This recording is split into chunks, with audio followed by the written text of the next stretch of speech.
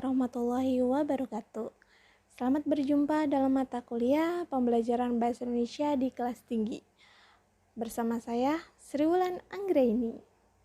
Pada pertemuan kali ini, materi yang kita bahas adalah tentang pengembangan bahan ajar di sekolah dasar.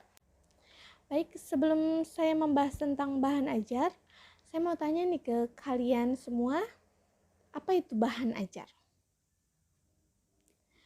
Bahan ajar itu sama nggak dengan sumber belajar? Ya, itu dua kunci. Kita sebagai calon guru itu harus bisa membedakan antara bahan ajar dan sumber belajar. Ya, nah baik, bahan ajar. Bahan ajar itu adalah bahan atau seperangkat materi yang digunakan guru untuk proses pembelajaran. Ya, jadi sifatnya itu sudah struktur. Ya, sudah sistematis. Ya, sifatnya itu sudah siap untuk diajarkan kepada siswa. Bahan ajar ini bisa berbentuk lisan, bisa berbentuk tulisan, bisa berbentuk cetak ataupun non cetak. Ya, sedangkan sumber belajar ini adalah segala sesuatu yang ada di lingkungan kita yang dapat dijadikan sebagai sumber belajar. Ya, jadi untuk membuat bahan ajar itu kita harus mendapatkan sumber belajar dari manapun, bisa dari internet, bisa dari lingkungan, ya, bisa dari narasumber ataupun yang lainnya. Jadi bahan ajar itu merupakan bagian dari sumber belajar.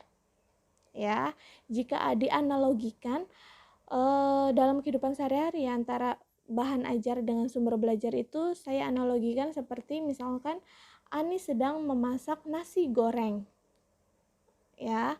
Nah, untuk membuat nasi goreng, bahan apa sih yang digunakan untuk membuat nasi goreng? Ya, betul sekali. Jadi bahannya itu kita perlu nasi, ya, perlu bawang merah, bawang putih, cabai, itu ya. Nah, kemudian dari mana kita bisa mendapatkan bahan-bahan tersebut? Benar sekali, jawabannya bisa kita membeli ke warung, ya, bisa membelinya ke supermarket, ya, ataupun di kulkas itu sudah tersedia. Nah, itu namanya sumber belajar. Nah, jadi bahan ajar dengan sumber belajar itu berbeda.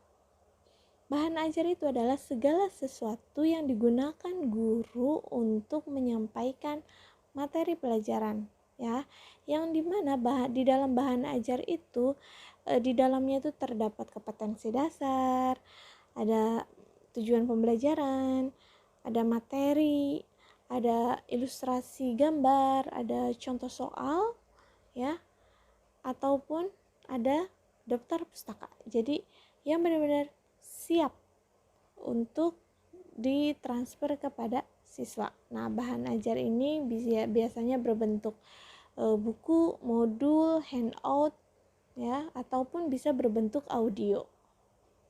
Kemudian sumber belajar ini adalah sumber atau materi yang dijadikan sebagai sumber untuk membuat bahan ajar. Ya, sumber belajar ini semua kita bisa dapatkan di sekitar lingkungan kita, bisa dari buku, internet, ya, ataupun dari narasumber terpercaya tentunya untuk menyampaikan informasi yang untuk dituangkan di dalam bahan ajar. Nah, untuk membuat bahan ajar ini tentunya dari sumber belajar yang kita baca itu harus diolah sedemikian rupa sehingga membentuk bahan ajar yang sistematis dan mudah untuk dipahami. Saya mau tanya nih ke kalian, sebenarnya kita sebagai guru itu penting gak sih kita untuk mengembangkan bahan ajar? Padahal kan bahan ajar itu sudah disediakan dari pemerintah. Nah, masih penting gak sih untuk kita, untuk guru? Nah, jawabannya adalah sangat penting. Ya, karena untuk menyusun bahan ajar itu ada beberapa manfaat yang diperoleh oleh guru. Karena ada banyak manfaat yang diperoleh guru saat guru mengembangkan bahan ajar. Nah, diantaranya manfaat yang pertama adalah dapat diperoleh bahan ajar yang sesuai dengan tuntutan kurikulum dan kebutuhan siswa. Nah, jadi dengan guru menyusun kurikulum ini, guru dapat mengetahui tuntutan kurikulum, ya. Jadi dapat mengetahui target-target yang harus diselesaikan oleh siswa, ya. Jadi sebelum waktunya semester akhir itu ya harus sudah tercapai kompetensinya. Nah, jadi dengan bahan ajar yang guru kembangkan ya akan sesuai dengan target, akan sesuai dengan tuntutan kurikulum. Ya, karena semuanya itu sudah direncanakan di dalam bahan ajar. Dan tentunya di dalam pengembangan bahan ajar itu guru juga mengetahui kebutuhan siswa. Ya. Jadi bahan ajar yang dikembangkan oleh guru ya diharapkan sesuai dengan perkembangan siswa, kemampuan siswa, dan perkembangan bahasa siswa, sehingga bahan ajar yang disediakan oleh guru itu ya benar-benar mempermudah siswa untuk menyerap materi, menyerap informasi itu ya. Berikutnya manfaat yang kedua adalah tidak lagi tergantung pada buku teks yang terkadang sulit diperoleh. Nah, jadi dengan guru membuat bahan ajar, mengembangkan bahan ajar, ini guru itu tidak tergantung pada teks. Semuanya itu ya sudah ada di dalam pikirannya, kemudian apa yang segala ada di pikirannya itu dikembangkan di dalam bahan ajar. Itu. Berikutnya manfaat yang ketiga adalah bahan ajar menjadi lebih kaya karena dikembangkan dengan berbagai referensi. Nah, tentunya kita di dalam membuat bahan ajar ini harus banyak referensi, harus banyak membaca, harus banyak sumber belajar. Ya. Nah, dengan kita banyak membaca referensi, membaca dan mendapatkan berbagai sumber belajar, tentunya manfaat berikutnya adalah dapat menambah khasanah pengetahuan ya dan pengalaman guru di dalam menulis bahan ajar. Itu ya. Kemudian yang kelima adalah bahan ajar akan mampu membangun komunikasi pembelajaran yang efektif antara guru dan siswa.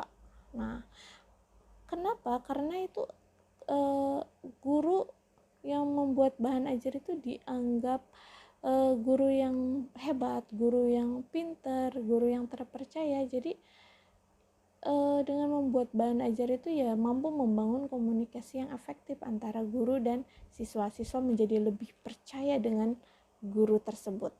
Itu ya. Kemudian yang keenam adalah diperoleh bahan ajar yang dapat membantu pelaksanaan kegiatan pembelajarannya. Tentunya kita di dalam membuat bahan ajar itu ya lebih siap lagi di dalam pembelajaran, karena apa yang kita tulis itu ya akan kita sampaikan di dalam proses pembelajaran. Itu ya. Kemudian yang ketujuh adalah dapat diajukan sebagai karya yang dinilai mampu menambah angka kredit. Ya, angka kredit untuk keperluan kenaikan jabatan fungsional.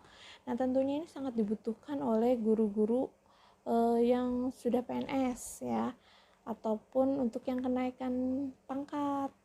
Nah, ini untuk nilai membuat bahan ajar ini nilainya juga cukup tinggi, yaitu sekitar antara 15 sampai 20. Gitu ya. Berikutnya yang ke-8, manfaat yang ke-8 adalah menambah penghasilan guru jika hasil karya kita diterbitkan ya. Nah, tentu jika bahan ajar kita dicetak, dikirim ke penerbit dan kemudian dipasarkan oleh penerbit dan apabila terjual banyak ya tentunya kita akan mendapatkan royalti dari penerbit tersebut. Nah, itulah banyak sekali manfaat di dalam menulis bahan ajar. Oke, berikutnya pembahasan berikutnya adalah tentang kriteria bahan ajar. Nah, ada apa aja sih kriteria bahan ajar? Yang pertama adalah bahan ajar harus relevan dengan tujuan pembelajaran. Nah, ini adalah syarat penting kita untuk membuat bahan ajar. Kita harus tahu dulu ya, untuk membuat bahan ajar ini tujuan pembelajarannya ini apa. Kita harus tahu kompetensi dasarnya. Ya, jadi harus sesuai, isi bahan ajar itu harus sesuai dengan tujuan pembelajaran. Ya. Berikutnya yang kedua adalah bahan ajar harus sesuai dengan taraf perkembangan anak. Jadi kita harus tahu sebelum kita menyusun bahan ajar, kita harus tahu sasaran kita siapa, dibaca oleh siapa. Nah, ini sangat penting sekali.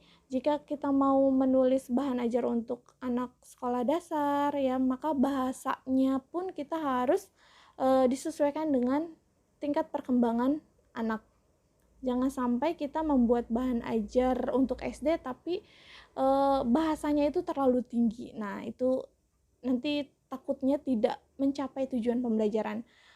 Berikutnya, kriteria yang ketiga adalah bahan yang baik ialah bahan yang berguna bagi siswa, baik secara perkembangan pengetahuannya dan keperluan bagi tugas kelak di lapangan. Jadi kita untuk membuat bahan ajar itu ya harus memenuhi kebutuhan dari siswa. Ya, berikutnya yang keempat adalah bahan itu harus menarik dan merangsang aktivitas siswa. Jadi kita kalau di dalam membuat bahan ajar, terutama untuk anak sekolah dasar itu harus membuat atau mendesain bahan ajar yang semenarik mungkin. Jadi kita harus tahu kesukaan anak itu apa.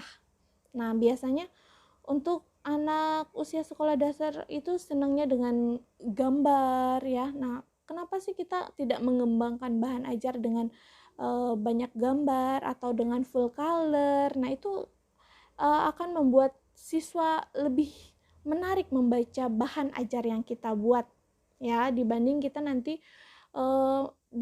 siswa itu membaca bahan ajar yang terlalu banyak bacaan. Nah, itu akan mempersulit siswa, bacanya aja males, bukannya aja males ya, apalagi membacanya. Nah, itu sangat penting sekali kita untuk mengembangkan bahan ajar. Ya, berikutnya yang keempat, yang kelima adalah bahan itu harus disusun secara sistematis, bertahap, dan berjenjang. Jadi kita di dalam membuat bahan ajar itu ya harus kita susun dari yang mudah dulu, kemudian sampai pada yang sulit. Ya, jangan sampai terbalik. Kalau yang terbalik, siswa juga nanti pertama kali baca udah susah, kemudian ya udah jadi males baca. Nah, itu. Jadi syaratnya adalah kita harus tahu untuk menyusun bahan ajar itu dimulai dari yang mudah ya, dimulai dari yang pengertian dulu, kemudian dari pengertian ciri-cirinya, kemudian sampai pada contoh-contohnya gitu. Terus yang keenam adalah bahan yang disampaikan kepada siswa harus menyeluruh, lengkap, dan utuh. Ya, jadi jangan sampai kita membuat bahan ajar itu setengah-setengah. Jadi harus menyeluruh, utuh.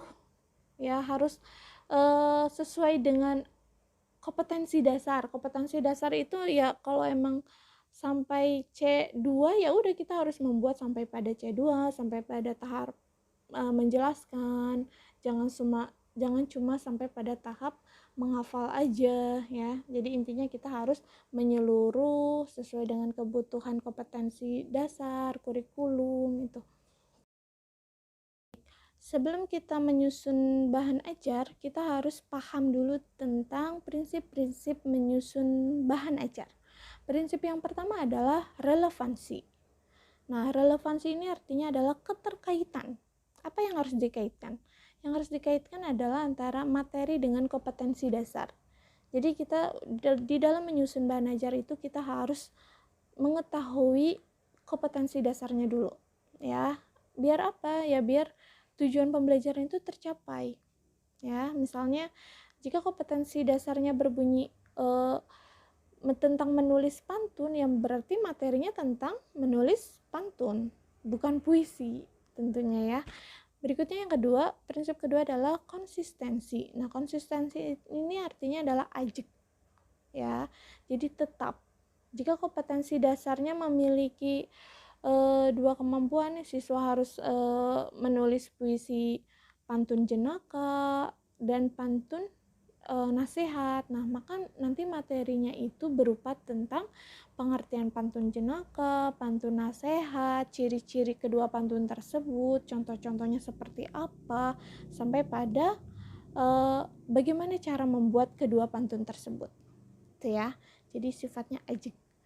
Berikutnya yang ketiga adalah prinsip kecukupan. Nah, kecukupan ini artinya adalah bahan ajar yang kita buat ini harus sifatnya cukup, tidak boleh berlebihan, tidak boleh kekurangan. Jika kekurangan, dikhawatirkan nanti tujuan pembelajaran itu tidak tercapai. Namun sebaliknya, jika materinya juga terlalu banyak, terlalu berlebihan, melewati kompetensi dasar, ini akan membuang-buang waktu. Ya, jadi untuk menyusun bahan ajar kita harus paham dulu kompetensi dasarnya sampai mana, sampai pada nanti materi atau bahan ajar yang kita buat itu cukup untuk dipelajari oleh siswa. Nah, berikutnya adalah langkah-langkah di dalam mengembangkan bahan ajar. Langkah yang pertama adalah kita harus bisa mengidentifikasi SKL. SKL itu apa? SKL itu adalah standar kelulusan, ya. Kita harus bisa mengidentifikasi kompetensi inti, ya, dan kompetensi dasar. Jadi kita harus mengetahui, ya, tuntutan kurikulum yang ada di kurikulum 2013, ya. Berikutnya, langkah yang kedua adalah setelah kita mengetahui dan mengidentifikasi KIKD, kemudian langkah yang kedua adalah kita dapat mengidentifikasi jenis-jenis materi pembelajaran. Nah, kita harus mengetahui nih jenis materi yang akan kita kembangkan, apakah termasuk ke dalam pengetahuan, ya. Di dalam pengetahuan itu kan nanti banyak ada fakta, apakah termasuk konsep, apakah termasuk prinsip atau prosedural. Nah, itu apakah nanti materi yang kita kembangkan itu sifatnya lebih pada ke nilai ataupun pada ke keterampilan. Nah, ini kita harus tahu dulu jenis-jenis materinya. Kemudian langkah yang ketiga adalah setelah kita mengetahui jenis materi yang kita kembangkan, kita mencari sumber materi pembelajaran. Nah, untuk mencari sumber pembelajaran itu banyak ya, kita bisa nyari di internet, kita bisa nanya-nanya ke narasumber, ataupun kita bisa mencari di berbagai buku. Tuh. Kemudian setelah kita sudah mendapatkan sumber belajar, ya, sumber materi, kemudian langkah berikutnya adalah langkah yang keempat adalah mempertimbangkan memilih materi pembelajaran. Jadi dari sekian banyak sumber, kemudian kita harus pilih materi mana yang sesuai dengan kebutuhan tuntutan kurikulum, gitu ya. Nah, ketika sudah kita pertimbangkan, kita barulah di sini menyusun bahan ajar, ya, dengan tadi prinsip yang tadi ya, prinsip ada konsistensi, relevansi, dan kecukupan. Nah, ketika semua sudah tersusun rapi dalam bentuk bahan ajar, ya. Nah, ini bahan ajar ini kita bisa kemas dalam bentuk buku, LKS, modul, handout ataupun yang lainnya. Nah, kemudian pengemasan ini nanti materi atau bahan ajar yang sudah kita buat ini nanti sasarannya mau untuk kalangan sendiri, ya, untuk siswa kita sendiri, ataukah untuk orang yang banyak. Nah, tentunya kalau untuk dikonsumsi kepada orang banyak, kita harus mengirimkan naskah bahan ajar kita ke penerbit. Ya, tentunya ini akan menghasilkan uang untuk penulis buku. Itu ya. Baik, berikutnya untuk membuat atau mengembangkan bahan ajar, kita harus membuat analisis mata pelajaran. Nah, tujuannya apa? Tujuannya adalah supaya kita tuh mudah untuk mengembangkan bahan ajar, karena di dalam analisis mata pelajaran ini kita menjadi tahu tuntutan kurikulum yang akan kita kembangkan untuk menjadi bahan ajar. Nah, di dalam analisis mata pelajaran, yang pertama kali kita tulis adalah identitas, ya, identitas dari bahan ajar yang akan kita buat. Nah, ini contohnya ada kelas, ya, ada kelas 4 semester 2, temanya adalah daerah tempat tinggalku, tema 8, subtemanya adalah lingkungan tempat tinggalku, subtema 1, pembelajaran ke-1 dan alokasinya yaitu 5 kali 35 menit, ya. Nah, di dalam analisis mata pelajaran kita membutuhkan beberapa item, yaitu ada kompetensi dasar, indikator, materi pembelajaran, kegiatan pembelajaran, sumber belajar, dan jenis bahan ajar. Nah, di dalam analisis mata pelajaran, ya, karena sekolah dasar itu sifatnya tematik integratif, ya, artinya di dalam satu pertemuan itu terdapat beberapa mata pelajaran. Nah, untuk kelas 4, tema 8, subtema 1 dan pembelajaran 1, ini ada 2 mata pelajaran, ya, dalam satu pertemuan, yaitu ada mata pelajaran Bahasa Indonesia dan ada mata pelajaran IPA. Nah, dari mana kita dapatkan ini? Tentunya kita harus melihat atau merujuk pada silabus yang ada, ya, atau kita juga bisa melihat di buku guru. Nah, untuk mata pelajaran Bahasa Indonesia, di sini ada kompetensi dasarnya 3.9. Kompetensinya adalah mencermati tokoh-tokoh yang terdapat pada teks fiksi. Nah, mencermati.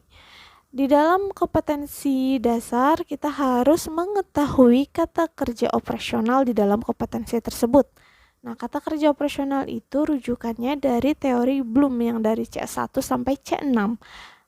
Setiap kognitif itu banyak sekali kata kerja. Nah, ini penting sekali kita merumuskan, menentukan, mengidentifikasi ada di sebelah mana, ada di bagian mana kompetensi yang akan kita buat untuk menjadi indikator, ya. Karena untuk merumuskan indikator, ya, rujukannya dari kompetensi dasar itu, ya.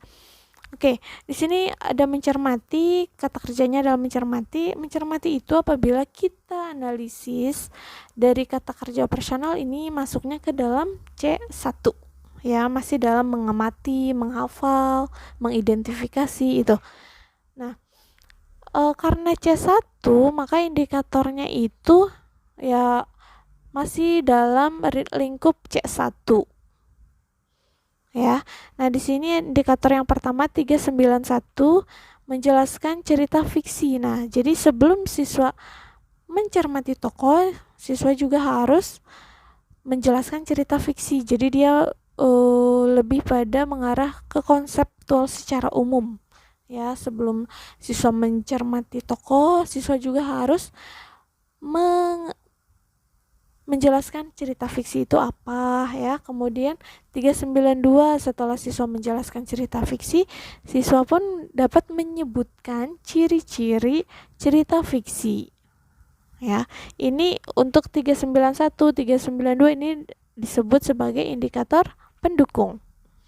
Nah, kemudian karena kompetensi dasarnya adalah mencermati, ya, jadi kita harus buat indikator kunci. Nah, indikator kunci ini harus mengukur apa yang diminta dari kompetensi dasar, ya. Maka di sini indikator kuncinya adalah 393 menyebutkan tokoh-tokoh yang terkandung dalam cerita. Ya, jadi sudah mengukur apa yang diminta di dalam kompetensi dasar. Nah, kemudian untuk keterampilannya 4.9 ini ada menyampaikan hasil identifikasi tokoh-tokoh yang terdapat pada teks fiksi secara lisan, tulis, dan visual. Nah, apabila kita cermati untuk kompetensi dasar yang ada di dalam kurikulum 2013, ini selalu berpasangan antara pengetahuan dengan keterampilan. Ya, jika pengetahuannya 3.9, maka keterampilannya adalah 4.9. ya. Kode-kode ini tidak boleh dirubah, sifatnya itu given. Nah, untuk kompetensi dasar keterampilan ini sifatnya adalah lebih pada mengarah target yang akan dicapai setelah kompetensi dasar yang ada di pengetahuan. Nah, jadi karena di sini pengetahuannya adalah mencermati tokoh yang terdapat pada teks fiksi, maka keterampilan yang diharapkan dari pengetahuan itu adalah menyampaikan hasil identifikasi tokoh yang terdapat pada teks fiksi. Jadi siswa itu nggak cuma memahami tokoh-tokoh yang ada di dalam cerita, tapi siswa itu harus mampu menyampaikan hasil pengamatannya, hasil diskusinya dari apa yang dia baca, ya. Nah, di mana di sini indikator di dalam keterampilan itu membutuhkan indikator pendukung, ya, di mana 4.491 siswa itu harus membaca cerita fiksi. Nah, sebelum siswa menyampaikan hasil diskusi, siswa harus membaca dulu harus membaca cerita fiksi. Nah, kemudian karena yang diminta kompetensi dasar adalah menyampaikan hasil, maka indikator kuncinya itu harus merujuk pada kompetensi yang diminta, yaitu 492 adalah menceritakan kembali secara lisan dengan mengidentifikasi tokoh-tokoh yang terdapat dalam cerita fiksi. Nah, dari sini sudah jelas ya. Kemudian materi pembelajaran di dalam bahasa Indonesia ini adalah cerita fiksi. Nah, berikutnya untuk mata pelajaran IPA. Mata pelajaran IPA ini untuk kompetensi pengetahuannya 3.4 adalah menghubungkan gaya dengan gerak pada peristiwa di lingkungan sekitar. Nah, ini kata kerjanya adalah menghubungkan. Menghubungkan apabila kita melihat kata kerja operasional dari teori Bloom, menghubungkan ini termasuk ke dalam menganalisis, ya, atau C4. Nah, maka kita dapat merumuskan indikatornya itu bisa mulai dari C1 sampai pada C4. Nah, untuk C1 sampai C3 ini adalah sebagai indikator pendukung. Nah, di mana di sini contohnya 341 memahami arti gaya. Nah, memahami arti gaya ini adalah masuk ke dalam C2, ya. Jadi sebelum siswa menghubungkan antara gaya dengan gerak, siswa juga harus bisa memahami gaya itu apa. Kemudian 342 itu siswa juga harus bisa memahami arti gerak itu apa, ya. Nah, ini 341, 342 ini termasuk ke dalam indikator pendukung. Kemudian indikator kuncinya ini adanya di bawah, yaitu membedakan gaya dan gerak. Jadi sudah menjawab apa yang diminta dari kompetensi, ya. Kemudian dilihat dari aspek keterampilannya, menyajikan hasil percobaan tentang hubungan antara gaya dan gerak. Nah, jadi di keterampilannya ini siswa itu mampu menyajikan atau mengkomunikasikan hasil dari percobaan, ya. Nah, indikator yang kita buat, ya, jadi sebelum siswa menyajikan hasil percobaannya, maka indikator yang kita buat dimulai dari indikator pendukung, yaitu di mana siswa itu adalah melakukan percobaan perbedaan gaya dan gerak. Ya, ini 441. Jadi ini termasuk ke dalam indikator pendukung. Nah, setelah nanti siswa melakukan percobaan, kemudian barulah siswa mampu mengkomunikasikan hasil percobaan mengenai gaya dan gerak, atau 442. Nah, ketika kita berbicara mengkomunikasikan, ini sama dengan seperti menyajikan hasil diskusi, menyajikan hasil percobaan. Nah, jadi sudah menjawab dari kompetensi dasar, ya. Nah, di mana materi untuk mata pelajaran IPA ini adalah gaya dan gerak. Nah, kemudian apa yang kita butuhkan di dalam analisis mata pelajaran? Kita butuh kegiatan pembelajaran. Nah, di dalam kegiatan pembelajaran ini tentu kita harus dapat menentukan pendekatan yang akan kita gunakan nanti apa, strateginya apa, pakai model apa, metodenya apa.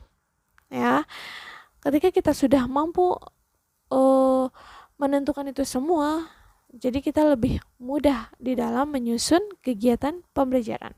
Ya, kemudian ada sumber belajar. Nah, sumber belajar ini kita bisa menulis dari mana sih kita dapetin materi itu semua. Ini contohnya dari buku, dari internet, ya, bisa dari koran ataupun dari materi-materi seminar. Ya, berikutnya ada jenis bahan ajar. Nah, jenis bahan ajar ini yang diminta adalah jenis bahan ajar apa sih yang akan kita kembangkan nanti. Nah, ini contohnya adalah buku ajar berbasis komik. Ya, dimana buku ajar berbasis komik itu ya isinya tentang materi tapi disampaikan melalui gambar. Nah, setelah kita membuat analisis mata pelajaran yang tadi, kemudian kita kembangkan dalam bentuk bahan ajar. Nah, dari analisis mata pelajaran yang tadi kita buat itu, ya, di situ jenis bahan ajar yang dikembangkan itu berbentuk komik. Ya, bahan ajar berbasis pada komik. Nah, ini contohnya, contoh bahan ajar berbasis pada komik. Yang pertama kali ya yang kita tampilkan, yang kita sajikan adalah cover. Cover ini penting sekali. Dimana cover ini isinya memuat informasi tentang identitas dari bahan ajar yang kita buat. Nah, di dalam cover ini isinya tentang judul, ya, ada diperuntukkan untuk siapa, dan ada nama pengarangnya juga. Nah, di sini ada bahan ajar berbasis komik, tema 8, judulnya adalah Daerah Tempat Tinggalku, dan untuk kelas 4 SDMI. Nah, kunci pentingnya untuk membuat cover ya buat cover semenarik mungkin. Kalau perlu ada gambarnya, ada warnanya, itu ya. Kemudian karena ini berbasis komik, maka halaman berikutnya adalah pengenalan tokoh. Nah, di dalam pengenalan tokoh ini memuat tokoh-tokoh siapa saja yang akan muncul di komik, di cerita komik ya. Oke, berikutnya untuk halaman berikutnya adalah karena ini bahan ajar, jadi isinya juga harus memuat kompetensi. Ya, di sini yang ada kompetensi inti, kemudian di bawahnya juga ada pemetaan kompetensi dasar. Nah, di sini ada pemetaan kompetensi dasarnya, kemudian ada juga pemetaan kompetensi dasar per pembelajaran. Ya, ini ada subtema 1, pembelajaran 1, lingkungan tempat tinggalku, di mana pemetaan kompetensi dasarnya itu untuk pembelajaran 1 terdiri dari 2 mata pelajaran, yaitu ada bahasa Indonesia dan ada IPA. Nah, ini kemudian diawali dengan cerita ya, oke. Nah, dengan berbasis komik ini siswa pun akan lebih menarik lagi untuk membaca, akan lebih senang sekali untuk membaca. Jadi siswa itu jadi siswa itu membaca komik ini bukannya sedang belajar, tetapi ya sedang membaca bacaan biasa, membaca ringan, padahal di dalamnya itu memuat materi. Itu ya, jadi tidak terlalu membebankan siswa. Nah, di sini ada cerita Telaga Warna. Nah, Telaga Warna ini apabila kita lihat di buku guru, dia hanya kita lihat itu cuma teks biasa. Nah, kemudian karena ini berbasis komik, kita visualisasikan dengan bentuk gambar dan dialog sehingga menjadi lebih mudah untuk dipahami siswa. Oke, nah selain cerita komik, ada juga umpan baliknya. Ya, di sini ada ayo berlatih, mari berlatih. Ya, di sini ada tentang siswa itu harus mengisi tentang cerita fiksi, ciri-ciri cerita fiksi. Ya, jadi sesuai dengan indikator yang tadi dianalisis. Nah, di sini juga setelah siswa membaca, siswa juga harus disuruh untuk menulis atau mengerjakan tentang tokoh-tokoh yang ada di dalam cerita, latar cerita itu. Nah, kemudian setelah bahasa Indonesia, bahasan berikutnya adalah tentang IPA. Nah, untuk mata pelajaran IPA, di sini disajikan gambar ya, karena tadi materi IPA adalah tentang gaya dan gerak, jadi disajikan dengan gambar yang berhubungan dengan kehidupan siswa. Ya, jadi di sini kita tidak menyajikan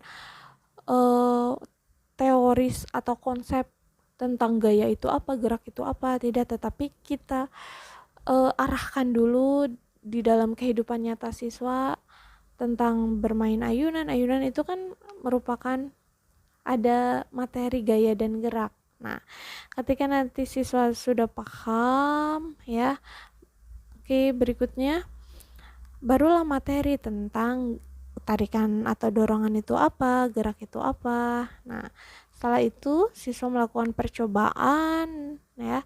Dari hasil dari percobaan itu kemudian siswa menulis hasil percobaannya. Nah, itu akan bahan ajar yang kita buat sedemikian rupa ya, ini akan lebih meringankan siswa di dalam pembelajaran ya, karena kita lebih tahu apa kebutuhan siswa kita sendiri, kemudian kita dapat dengan mudah mengembangkan bahan ajar yang sesuai dengan kebutuhan siswa dan tuntutan kurikulum. Itu tadi pembahasan tentang pengembangan bahan ajar di sekolah dasar. Semoga materi kali ini bermanfaat untuk kita semua. Apabila ada pertanyaan, boleh tulis di kolom komentar, boleh share, dan jangan lupa subscribe. Dan saya akhiri, wassalamualaikum warahmatullahi wabarakatuh.